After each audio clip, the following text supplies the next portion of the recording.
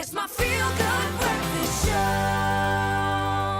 Welcome back. This is your feel-good breakfast show. It's a Tuesday morning. Thanks so much for starting the day off with us. Now, if you're wondering what are some of the signs of mental illness, then this is the chat that you should be involved in, because the month of October has been declared National Mental Health Month, with the objective of not only educating the public about mental health, but also to reduce the stigma and discrimination that people with mental illness are sometimes subjected to. And here to unpack all the things that we should know and what we should be doing if we know of somebody who appears to be showing the symptoms of mental illness. Dr. Darren Green, always appreciate you being here, sir.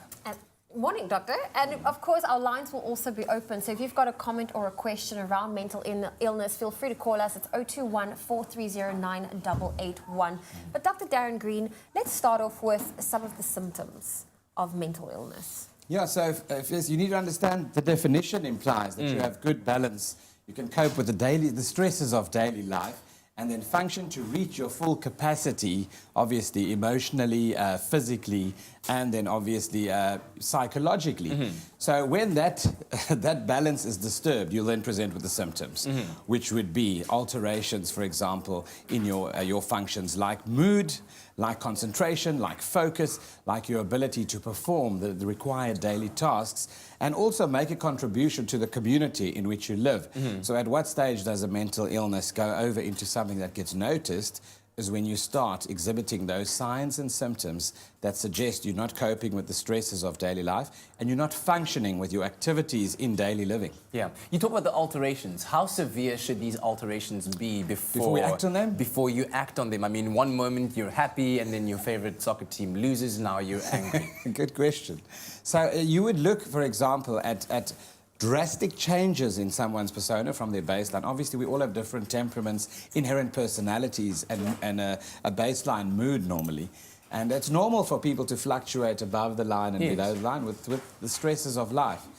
But when it affects your ability to perform in the household, in terms of the family, your unit, as a father, as a sibling, as a mother, even as a scholar at school, for example, all those things, you'll start seeing that your performance will go down in general. The mood shift would be things like irritation, aggression, an inability to focus, and people to actually listen and engage like they normally do. So you'll notice those things. And then changes in habits like eating, drinking, crutches that people might use to help get them through periods of high stressful times, that you'd also start noticing. So the alterations in behavior are big clues.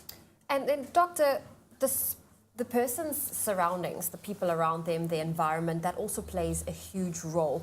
Is it a case of them noticing the symptoms or the signs and staging an intervention, or what's the first step to take? Yeah, so sometimes you yourself can feel, gosh, I'm not functioning, my energy levels are just plummeting into the ground right now, and you find that your view of the world is really dark. It's like putting on dark sunglasses and everything you see is just negative. You have the inability to actually come out of that dark pit. Other people might notice that too at work, and they might notice that you're retracting into your bubble, or you're isolating yourself, maybe not engaging socially anymore, and you've lost interest in all pleasurable things. It's called anhedonism. And then obviously you would then notice that, and then it's up to you as a colleague or a family member to actually go and dig deeper and offer assistance. Yeah. What's a good way of starting that conversation? Yeah, so a good way would be I've noticed you're not yourself. What's going on in the background? Is there anything new that's been happening? Anything change in your life recently? That, you know, because if you think about a parent to a child, you don't want to go and say you're looking depressed from the start. You've got to open the conversation and say, you know, how are things going? Any big changes around? You know, how's it going with your friendship circle? Anyone moving? You know, any big events? Because the big things are obviously changing your job, changing your home, divorce. You know, breakups, for example. Those are massive things, and then also things that are related to your confidence and body image, like your general physical health can lead to emotional and mental health issues. Yeah, all right. We'll be back again with you, Dr. Darren Green, very shortly. Our lines will keep open, 021-430-9881, and we'll also be joined by more guests on the couch to discuss this very important topic in this National Mental Health Month. It's my feel-good breakfast show. Well, in light of Mental Health Awareness Month, that is our medical chat for today. Our lines are open if you'd love to participate with a question or a comment around what we are discussing today. So give us a call. That number is 021 4309881. Dr. Darren Green is back on the couch, and we're also joined by comedian and mental health activist Lunga Chuka. Good morning. Hi, good morning to you too. Great to have you. Yeah, man. And we're hoping we get those calls to engage in this conversation. So, Lunga, when in your life did you first notice the signs of a mental health issue? Dr. Darren Green spoke about alterations in mood and, it mingling with your environment and the way that you interact with people around you. When did you start noticing it? I only started noticing it later in life, that it was actually an issue. Because I always looked at it as an external thing. Like, I never saw that I have a problem. I always looked at other people, like, why they have a problem with me, that kind of thing. Because the bullying started with when I was a kid. Yeah. And At primary school? Yeah.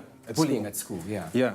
So that's where it started, and then like I was traumatized with so many situations and certain type of people and that kind of thing. So I kind of shaped my life to avoid those things. Wow.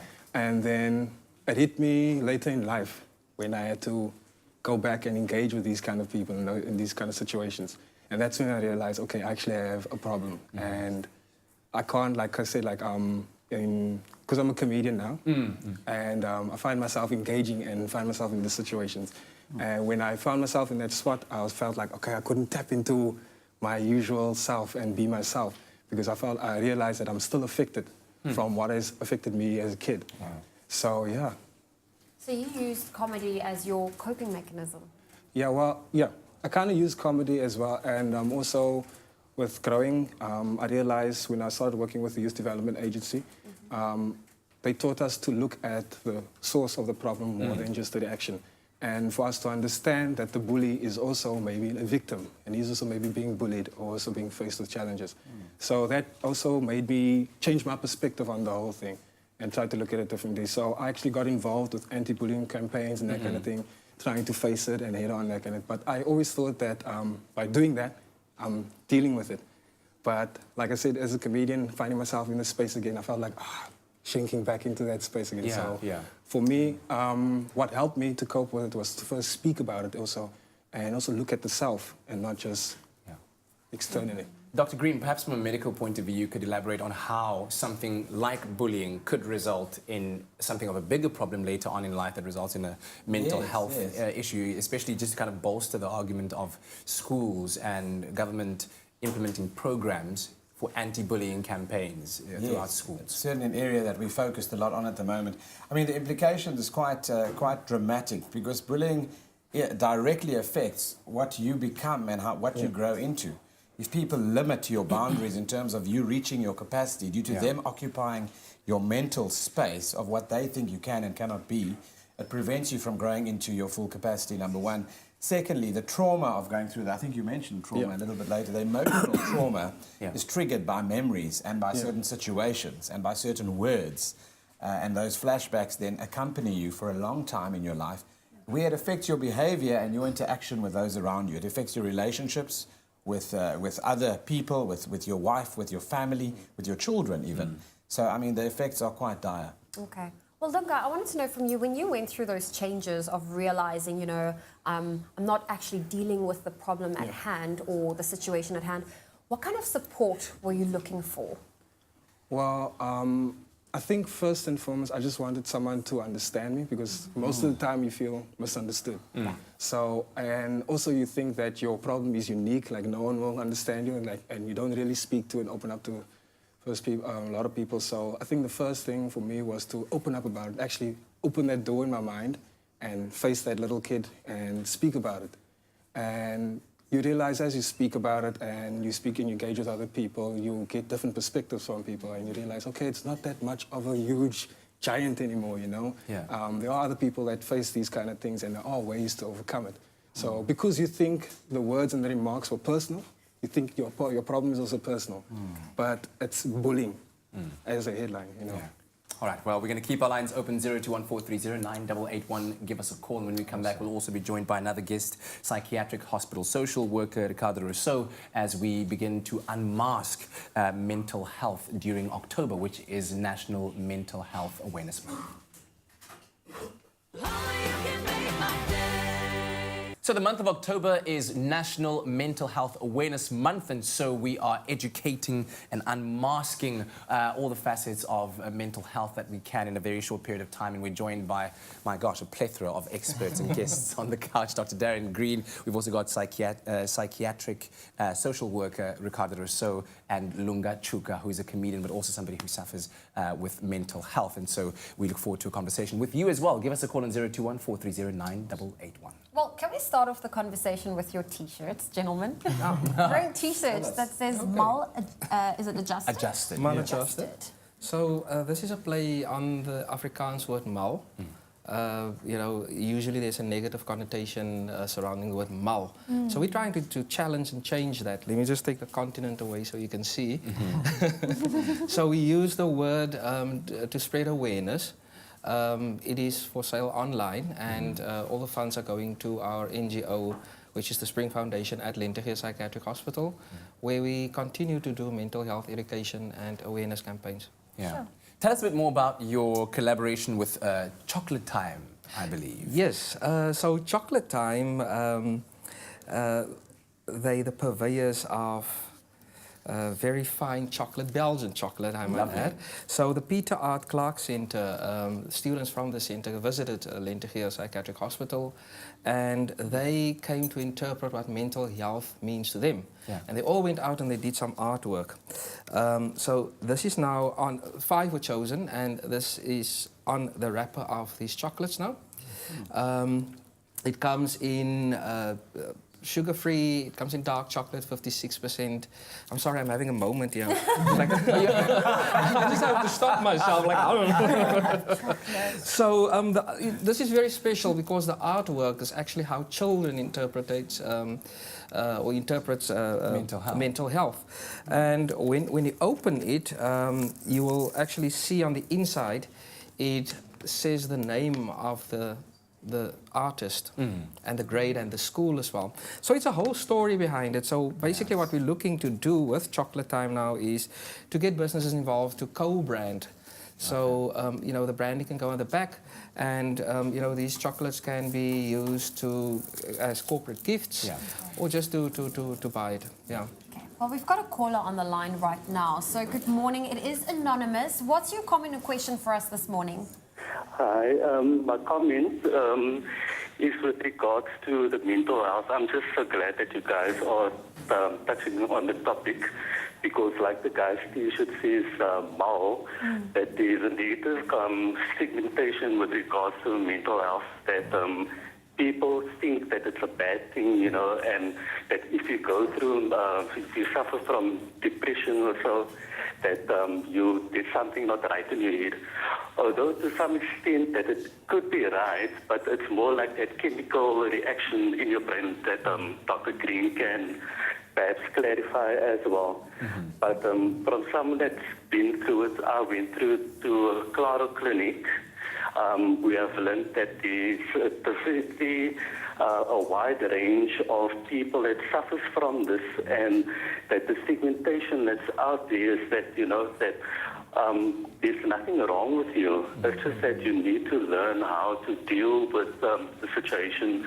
You know, go get life skills coaching, speaking to your psychiatrist and your psychologist, and getting the necessary help for you to understand to how to deal with the issue when it comes up, you know. And so if Dr. Green can just touch on the difference between the stress depression and then the bipolar side of it, because I think people don't understand that.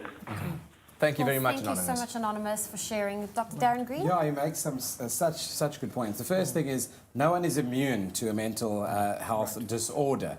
And the thing only becomes a disorder when it has a really big impact on your daily living, you know, in your relationships, on your functioning at work, at home, and at school. That's when we label it a disorder. Okay. But people are on a spectrum of mild symptoms that could be representative of an underlying low mood or depression or anxiety, panic attacks, or even things like schizophrenia, which are a little bit more serious, you know, before even being diagnosed with a disorder, like he rightfully says. And I think so important, he alludes to the lifestyle factors that can be addressed and equipping someone with tools instead of just giving them a pill to fix mental health. And mental health is not about just getting the serotonin levels right in the brain. There are many ways of raising serotonin levels. Obviously, medication is one aspect. All the other sides in terms of modifying your behavior, your attitude to life, equipping yourself with stress coping mechanisms and skills, and mindfulness and relaxation therapy. Even things like exercise increase your ability to increase the feel-good endorphins in the brain. And what you eat is also important. All those habits, your view of the world will certainly change. Yeah. Can I quickly ask Please. a question? You know, we often say go see a medical practitioner, but Ricardo, what do you do in the instance where you can't afford a medical practitioner? Okay, usually your local clinic or CHC, that we call the clinic, they would do a means test and they would actually check your affordability. So you won't be just shown the door.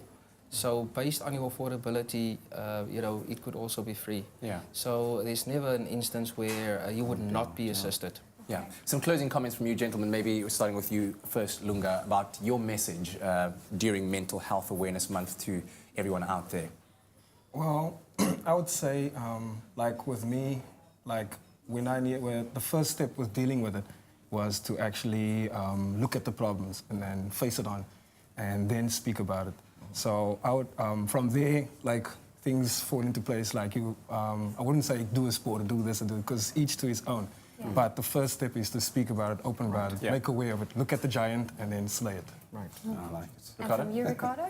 Okay, I would just like to echo what he said. You know, just face it head on. What we can do is we can educate ourselves about mental health, and we have to realize that mental health affects everybody. You don't have to have a diagnosis. There's always a family member or a friend that is battling with a mental health condition. So educating yourself so you can also become a change agent. Yeah. Well, thank you very much, gentlemen, for joining us this morning for this Medical Tuesday chat during Mental Health Awareness Month. And I think most important that we do start speaking about it so that we break the stigma.